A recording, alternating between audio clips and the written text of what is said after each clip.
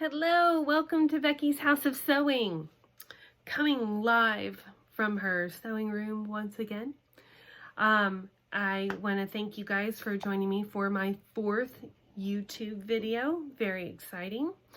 Today I wanted to talk about, made a little progress on my donation quilts.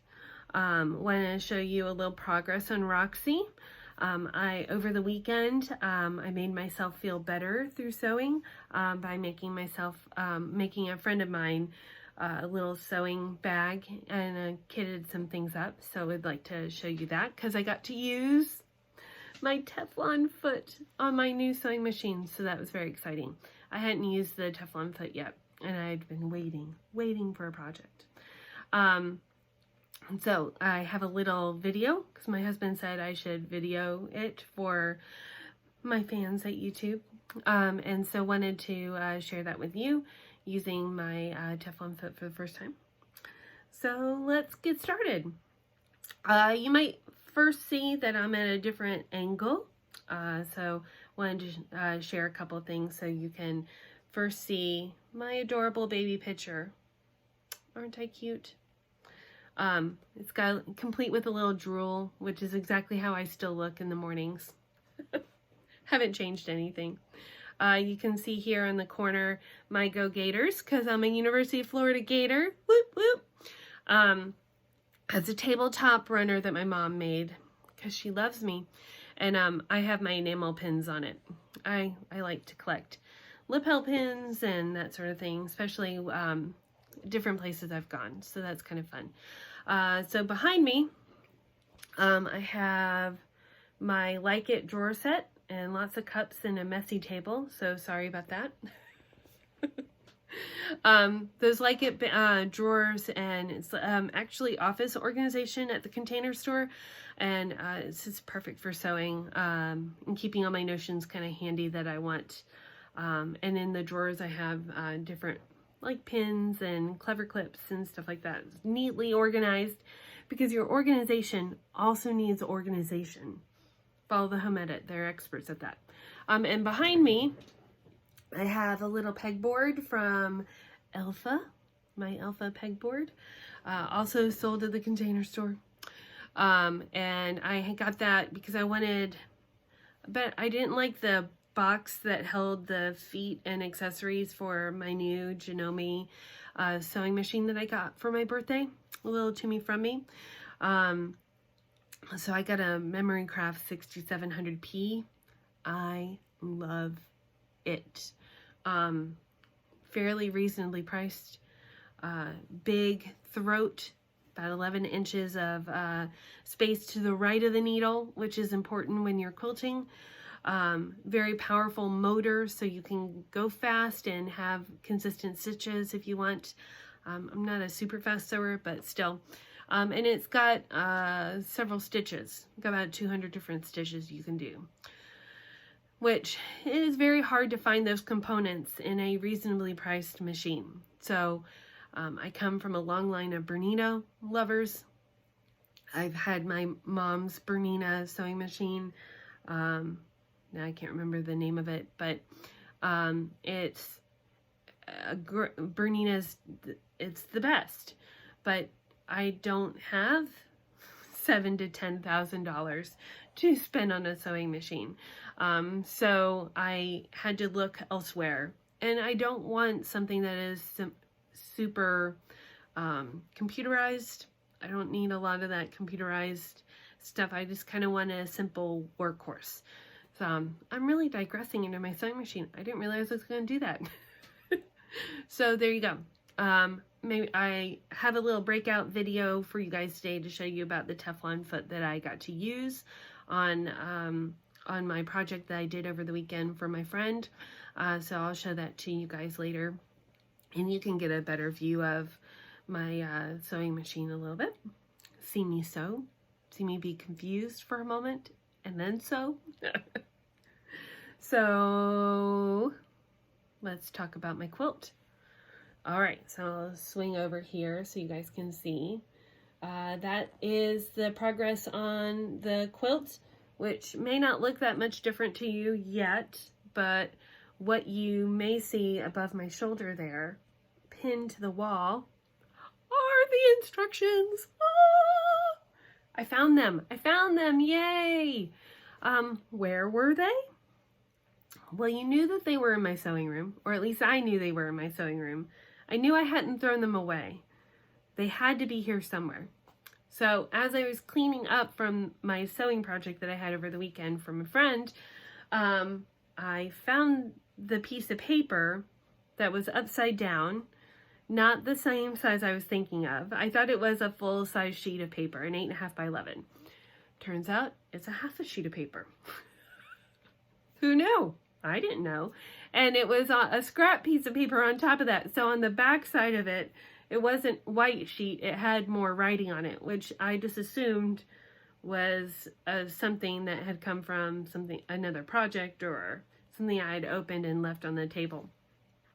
So I have officially pinned it to my board so that it will never be lost again. So here's the update on it. I'm going to reach over here because I had put my squares over here. I don't think I have everything for the instructions, per the instructions that are written. So it calls for more squares than what I have completed. But I also had ended up with some of these, which are the corner blocks. And I hadn't counted how many I had left because I didn't want to bother. And then when I found the instructions and figured out the layout a little bit more, I counted and said, oh, I'm definitely not going to have enough. I only have enough of these for 3 more squares, which makes more sense because then that's like an even number of blocks. Because like I had one weird extra block. I wasn't sure how that all went together. So, but I only have these left over. I don't have more of the squares, the larger squares. So what's a girl to do? I had no other option. Oh, sure, I have plenty of fabric, but I don't have the William Morris fabric. I did try to look in my stash. I don't really have anything in that color way, or that would kind of coordinate. Things are a little more modern, a little more bold. So I was really left with no other choice but to go shopping. It's for the donation quilt. It's for charity. It's not for me. Okay, maybe it is a little bit for me. But, and of course, no fabric can travel alone. So you had to throw one more thing in there, right? When it arrives, I will let you know. I will show you. But I got some William Morris was still this line, with, I think I found out was named Montague, by William Morris, Free Spirit Fabrics. Highly recommend. So Fat Quarter Shop had some. They had 3 different prints that are part of what I have currently. And so I picked one, picked a half yard, and should be enough for me to cut out 3 more squares. And then I'll sew those together. What I was able to complete were the half square triangles. Look how many I have. Look, isn't that exciting? Isn't that pretty? Pretty stack. So I have those ready to cut down to 2.5 squares, which is a chore when you're cutting down, but you have that, when you cut down the squares, you have the opportunity to make them perfect, which is always nice. So I come into another shopping dilemma. Has anybody heard of the block lock rulers? Really want to try them out.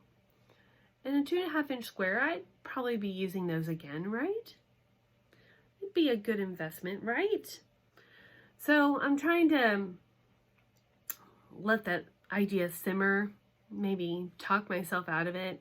Sure, I have plenty of rulers. I have plenty of mats that spin around. I can certainly cut things down to 2.5 inches. And I can be accurate with that if I do it slowly and patiently. Not always slow or patient, but you know. So I'm letting it simmer, trying to hold out. We'll see how long that lasts.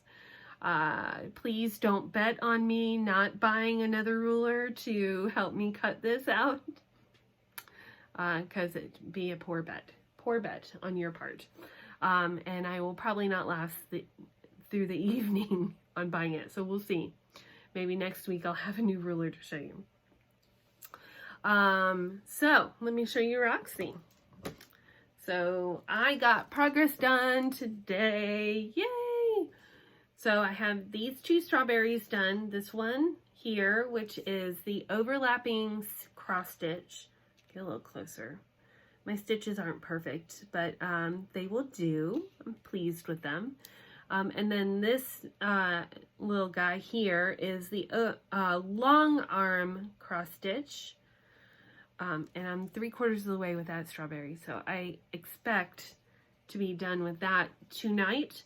And I shall reward myself by doing this type of strawberry, which is all cross stitch, on those 2 extra little caps there. And then I can throw a sheet away. I've only got 3 sheets left. 3 sheets left. So I'm very excited to have a corner done in the very near future. As you can see, I'm pretty jazzed about it. So I foresee being able to take that momentum through this week instead of just looking at it in dread and dreariness of having to figure out how to do it. To be honest, the long arm stitch was holding me up.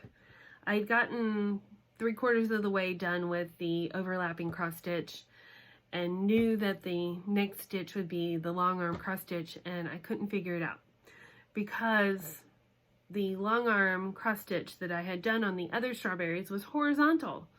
So how do I make it vertical? And the way that I decided to do it is just to turn the fabric 90 degrees. Which in the world of cross stitch, if you are not familiar, you don't usually turn your fabric 90 degrees because that means your stitches will be going a different direction. If you're doing traditional plain cross stitches, if you need to turn your fabric upside down, which is appropriate at times to kind of make it easier to fill a section or complete a section or start a section, you want to turn it 180 degrees, and then all your crosses will still be the same direction. If you turn it 90 degrees, then your stitches go wonky or look different. So I built a bridge emotionally over how to turn it 90 degrees and just started. Mostly because my mother told me to. She's always right, as previously established. So that is what I did. And I made a lot of progress while the ladies were chatting away. And I love Wednesday stitching. I love the stitchers. I don't know that I mentioned it, but we had one of our founding members of stitching, the original Wednesday stitchers, had a long time away from us, just to take care of some family things.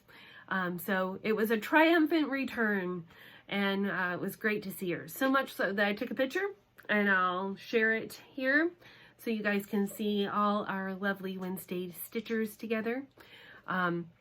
I'm still missing a couple of our original group that we started. We miss our cousins who haven't been with us for a while. Hope they join us again. But it was very fun to have the majority of the group back together in one sitting. But, you know, today we learned how to keep your glasses from being cloudy in the dishwasher. If you put a cup of distilled white vinegar in there at the top and just sit it in the top, it won't make your dishes be cloudy. So take that tip along the way. What else do we have to talk about? I think that's it. I can't wait to show you guys Buster Brown. Let's see if I can move some things around so you can see how sweet he is. He's in his sewing bed. Ooh, look how messy my table is. But look how cute Buster is. Isn't he a precious angel? Just love that boy. So, I just want to take this moment to apologize to my mother that my sewing table is messy. But it's messy. It just means I've been working on it, right? I've had my stuff around. Had things out. Books out to read how to do things. Yeah. The key to organization is to put things away. For everything to have a home, but then to put them away. That is really the harder part of the organizing in one's life. But I digress. I'm going to show you guys my video now. Thank you for hanging out with me on this Wednesday, this beautiful Wednesday here in Waxhaw, North Carolina.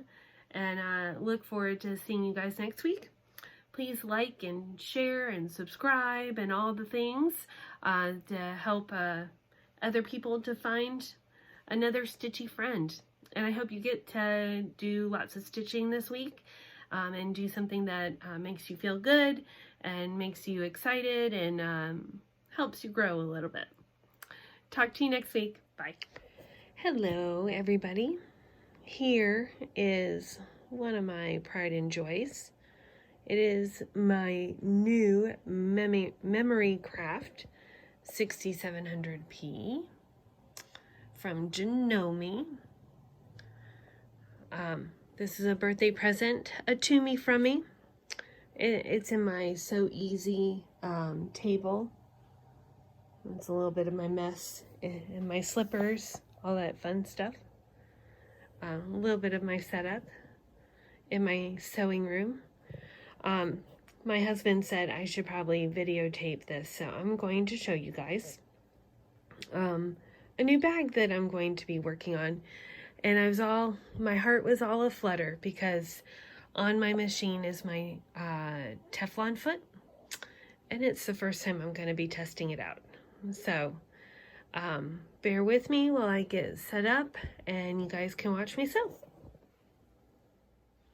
Okay. So here goes my first attempt with my new machine on sewing vinyl. Very exciting. And kick off my shoe. See how this goes.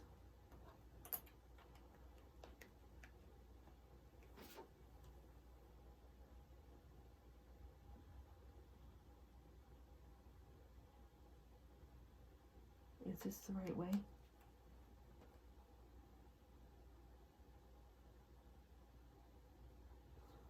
I guess there's no right side to vinyl, so here we go.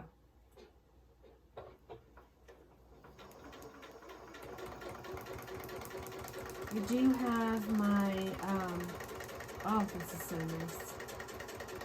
I do have my single stitch plate in. For those of you who do not know, that means that you can only do a straight stitch up and down. And why that's advantageous is that it can keep the fabric from pulling underneath. So it just allows it to stay a little more stable. Get my remote out of the way. This is where I watch some YouTube as well. Oh, this is just delightful, people.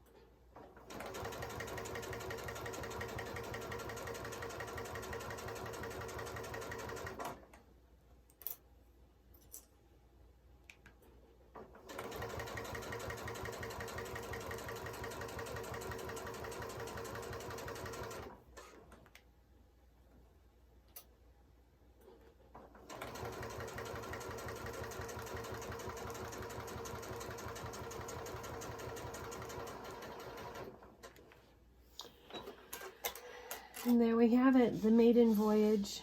Oh, I didn't cut the scissors properly. The maiden voyage of my Teflon foot.